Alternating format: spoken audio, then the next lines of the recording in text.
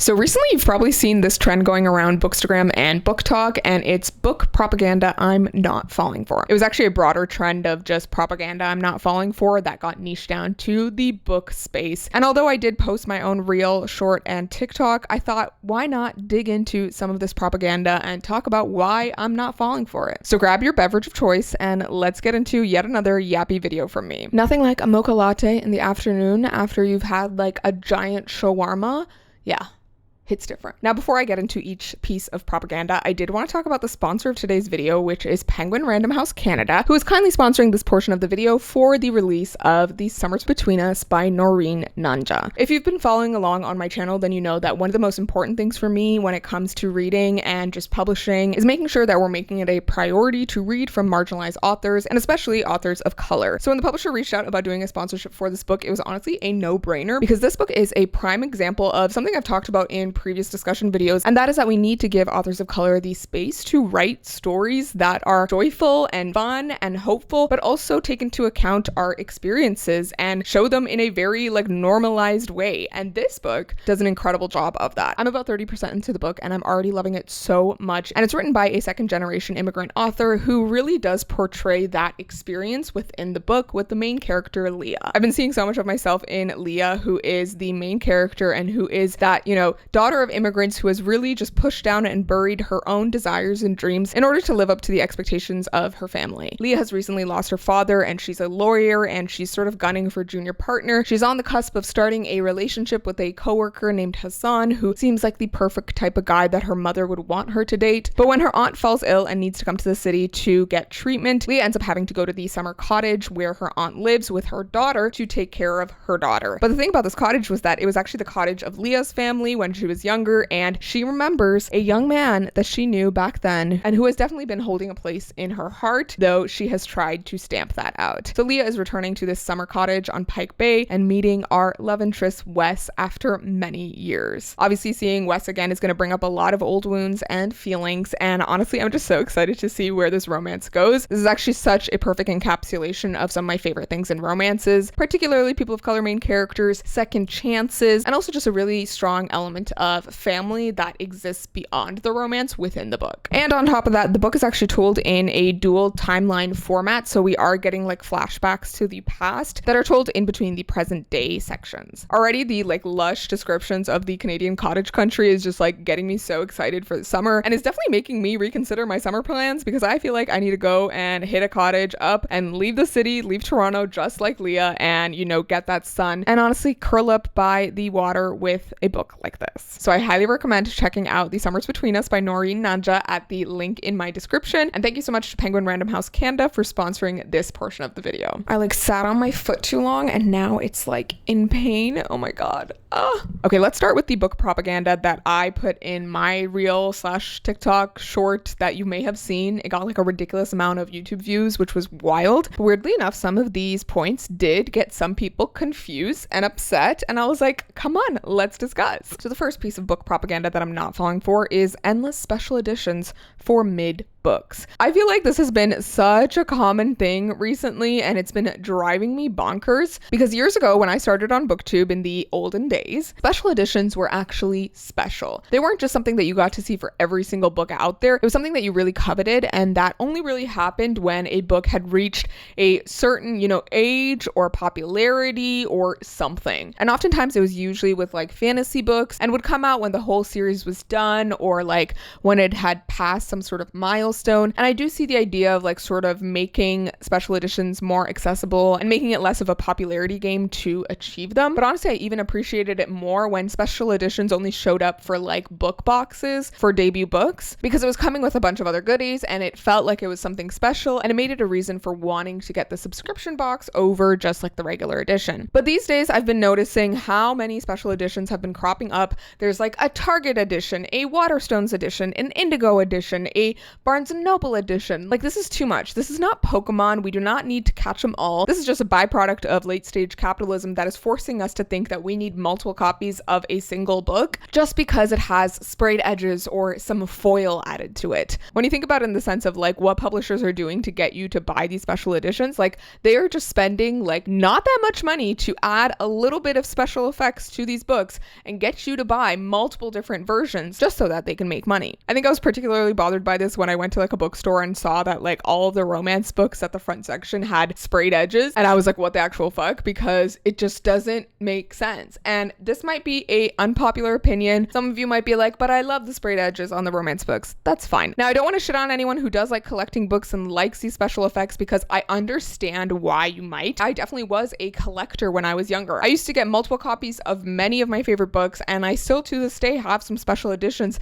that I'm now trying to get rid of because I just don't feel like I need them. And I think part of my shift in attitude towards special editions and also just like multiple copies of books is that I'm starting to realize that it's become this sort of indicator of how we view books and reading now as a commodity rather than as a piece of art. And I mean a piece of art within the pages of the book, like the content of the book as a piece of art versus the outside actual physical product being a commodity or piece of art. Obviously, books are used for entertainment and just for fun in a lot of cases, but I do think there's an element of books being a form of art, a medium of conveying meaning. And I feel like we take away from the beauty and artistic quality of the content of the book itself when we are so focused on special effects and the sprayed edges and the foil and the numerous hardcover editions. Like, we are forgetting that we are buying the book for what's inside it rather than for just the package it's in. And then the other part to this, as I mentioned in my like shorter reel, was that a lot of these special editions get made for very mid books, like very mediocre mid books that honestly, like, why is a publisher spending this money on this book? Because it really does not deserve it. But it speaks to that type of customer and reader who cares more about the package rather than necessarily the content of the book. Because if you can package up a book in all of this pretty foil, colorful glory, then maybe people won't notice the poor quality of the actual content of the book. It's a classic like bait and switch maneuver, and I also feel like it adds to this feeling amongst authors even that like when they don't get a special edition, their book isn't as worthy or as special. And to readers, it seems like their book isn't as special or popular or worth the time. I do find amongst readers that I've interacted with, those who actually are fully engaging with the actual content of a book very rarely actually care about the exterior or package of things, and I just find that interesting. I'm not saying all people who collect books and who like the exterior of a book are shallow readers or something, but I do feel like there is a difference in the readership if you look at it in a grander, larger generalized capacity, because I can guarantee you those who are buying like all the editions of Colleen Hoover books and grabbing an It Ends With Us, coloring book is probably not engaging with the themes of that book all that well. I'm sure I've already pissed off a bunch of people already, but let's go on to my next spicy opinion. I am not falling for the propaganda of hardcover first editions. I had multiple people comment on my reel about this one because they were like, what do you have against hardcovers?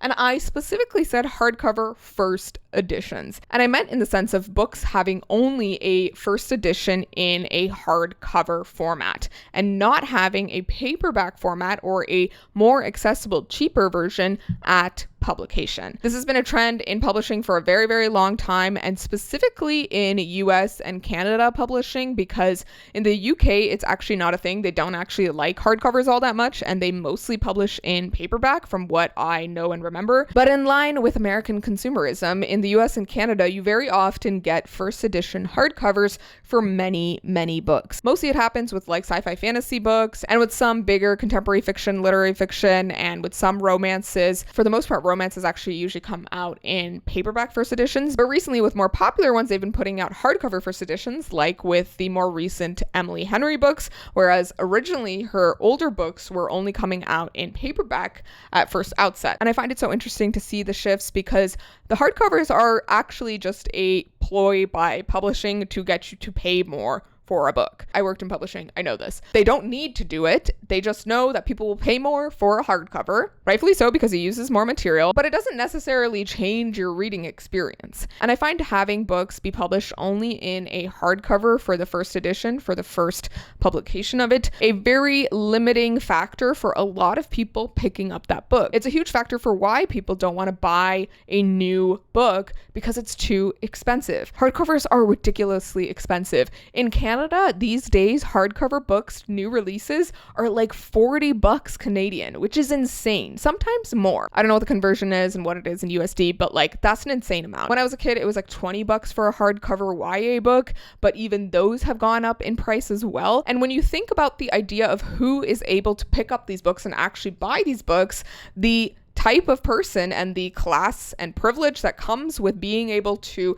buy those books, shifts dramatically. Like a kid from a lower income family is not going to be able to buy the $35 hardcover of the new release, YA book that they want to read. They have to wait for their library hold or for their school library to get it, or a whole year or maybe 2 or maybe forever to get a paperback version of that book, which again just limits the accessibility of reading, I think. And I think that that's such a disservice. And I also think it's a major reason for why a lot of people give up on reading fairly early in life. If the books are way too expensive to buy and the library doesn't have the books that you want to read, then there's like no real way to get at them. And that's part of the reason why people stop reading. They're like, I'm not going to spend $35 on a book. Obviously, these books have value and they might be worth that much, but it might not be feasible in your budget. If I was a kid growing up now in the price ranges that hardcover books go for now, I definitely would not be the reader I am today, because I spent most of my childhood reading library books and, saving up my lunch money to buy those hardcover books. And I know a bunch of you will say, well, you can just borrow from the library and you can just wait, whatever. But like,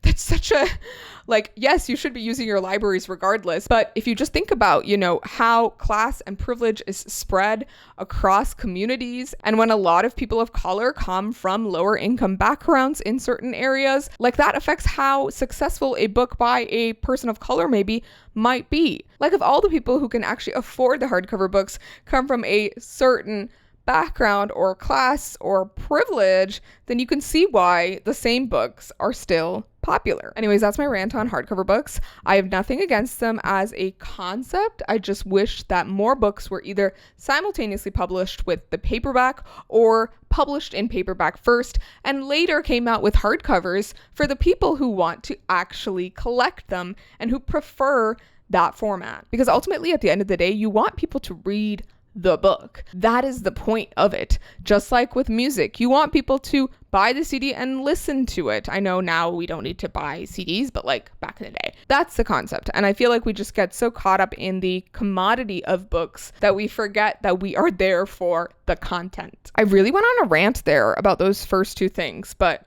I'm just very passionate about them, I guess. I do need to put a little plug here that my publishing imprint, Boundless Press, under Bindery Books, actually publishes first edition paperbacks. All of the Bindery books, so the many imprints under Bindery Books, are published as first edition paperbacks. And then some of them get, special editions depending on, the situation, but they are published in paperback first to make them more accessible, to make the prices more accessible for people. And that's honestly one of the things that I love about Bindery and about being a tastemaker on Bindery and having my publishing imprint under Bindery. And if you're interested, you can pre-order the book that I am publishing under my imprint, Boundless Press. It's called Dust Settles North by Dina El-Janaidi, and it's a literary fiction following two Egyptian-American main characters who are dealing with the aftermath of their mother's death, and one of them stays in Egypt to sort of reconnect with her roots, and the other one returns to America and starts to see his life slowly fall apart. But the really amazing thing about this book is that it also, like The Summers Between Us,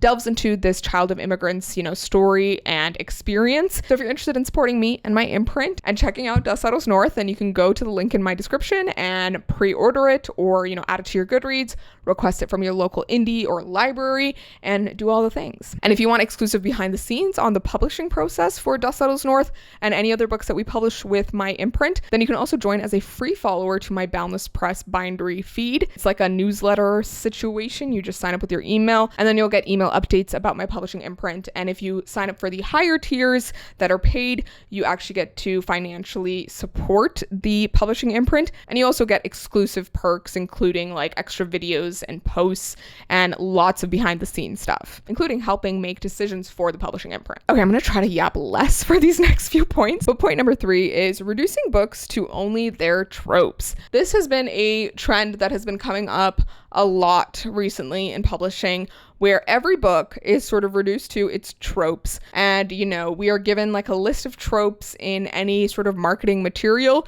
and literally no other information. Or people are only willing to read a book if they know the tropes that are in it. And so the marketing people for publishing end up shoehorning books that don't actually have these tropes or are sort of adjacent to these tropes. And they shoehorn them into these tropes to sort of make it appealing to readers who are only looking for these things. And so it does a disservice to the author and the book because readers come into it with false expectations, and it does a disservice to the readers because they're not actually getting what they thought they were. Obviously, this has come up the most with like romance books and like fantasy books where like tropes are more present, but I do feel like this also just, you know, speaks to an overall lack of engagement with the actual content of the book. Again, like this is a reoccurring theme, and I have another video in the works about the decrease in critical thinking and just media literacy and all of that, but I do feel like the tropification of books, if you will, is a sign and symptom of the fact that people don't want to engage deeply with what they're reading anymore. And I get you want to escape whatever,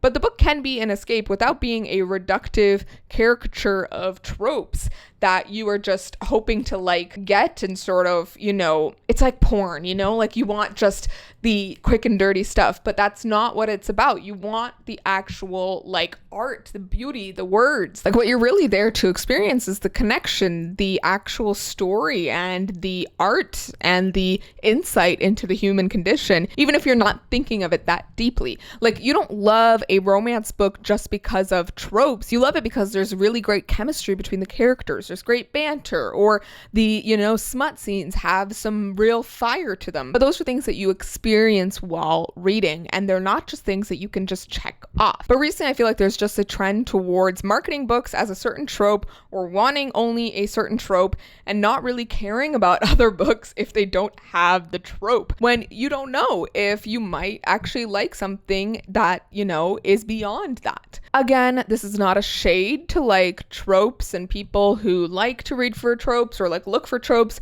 I think that's fine. I think it's just the fact that publishing has like jumped on this like desire of readers to like, you know, seek out certain tropes, and like it does usually, they think that they can maximize on, you know, certain things, trends, tropes, and use that in marketing to essentially get you to buy more books and essentially pick up something that you usually would not have. Very often when I recommend books to you guys on my channel or like on my Instagram, the books that you guys actually comment about and tell me that you picked up because of me are not the ones that I described because of XYZ trope. It's because I explained to you how it made me feel, how it made me think, how it created some level of connection to the story, to the author, to the message that they were trying to convey.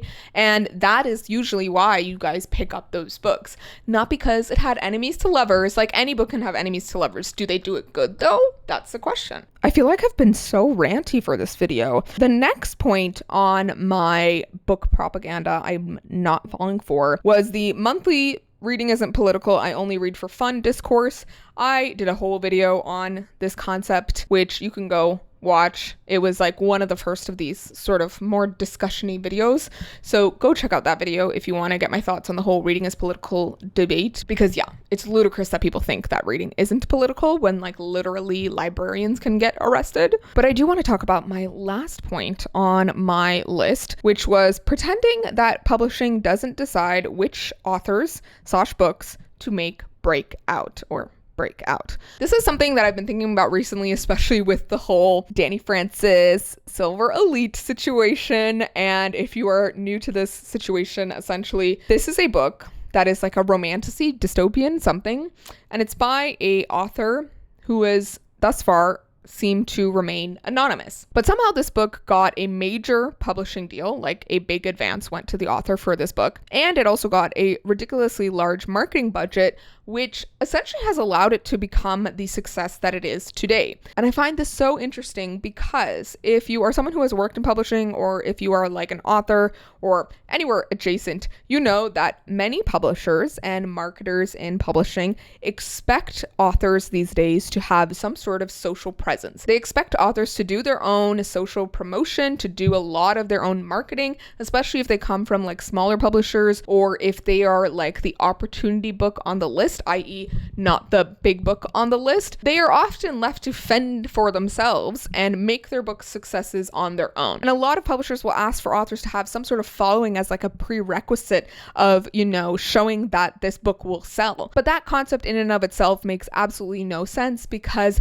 it's not authors dancing on TikTok that makes books popular. It is other readers talking about books that makes it popular, and it is also publishing dollars that make these books successful. It is when the publishing marketing dollars go towards getting the book subscription, selections, getting them in book of the month, getting them in advertisements on Goodreads, and funding influencer sponsorships and events and, PR boxes. Like even the example of today of me doing the sponsorship for the Summers Between Us, that is a very rare experience where I have gotten a sponsorship for a book by an author of color, for a book from a Canadian publisher, for a book from a fairly unknown debut author. I talked about this in a previous video, but very often the requests that I get for like PR mailings or sponsorships are for books that are by white authors, or by authors that are already really big, or just generally the book that the publisher wants to make a success, that they have put all their focus and marketing dollars behind. And very often that book is not the book by the author of color,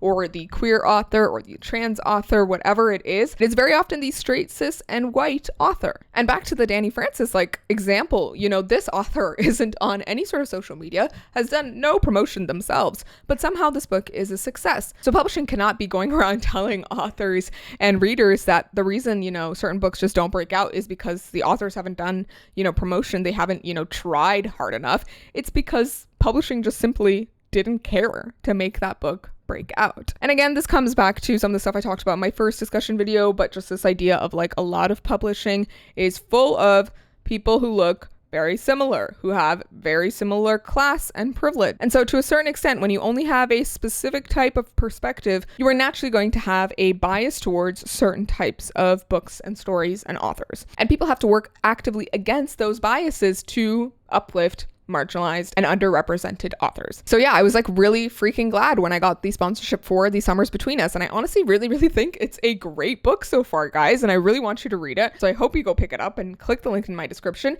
because if you actually go click that link, that's going to show the publisher that it was worth it doing this sponsorship for this book. And then they will go ahead and do it for yet another book like this, that may be by yet another second generation immigrant author, or by yet another person of color author. And I think that that's important. Like, I don't want publishing to get reinforced in the narrative that the money that they spent on these, big popular white authors is the only money that's actually going, anywhere or making a difference, because then they just reinforce it into the same types of books and authors. So help me in beating that self-fulfilling prophecy. Okay, those were all the propaganda pieces that I talked about in the video that I did, but I would love to hear from you what book propaganda you're not falling for. And I'm going to try to do a part 2 of this video where I react to the book propaganda that you're not falling for that you guys mention in the comments. So leave your comments down below and I will do a reaction to them in a video coming soon. Thank you all so much for watching. I hope you enjoyed this video. Once again, I'm JEN-nuh-nee and this is my channel, This Story Ain't Over. Please sign up for my bindery community if you're interested in supporting me and my channel and my publishing imprint. And thank you so much to my bindery members who are already subscribed and supporting. I appreciate you guys so much and you make this all possible. So thank you again, and I will see all of you in my next video. So please remember that this story ain't over. Bye.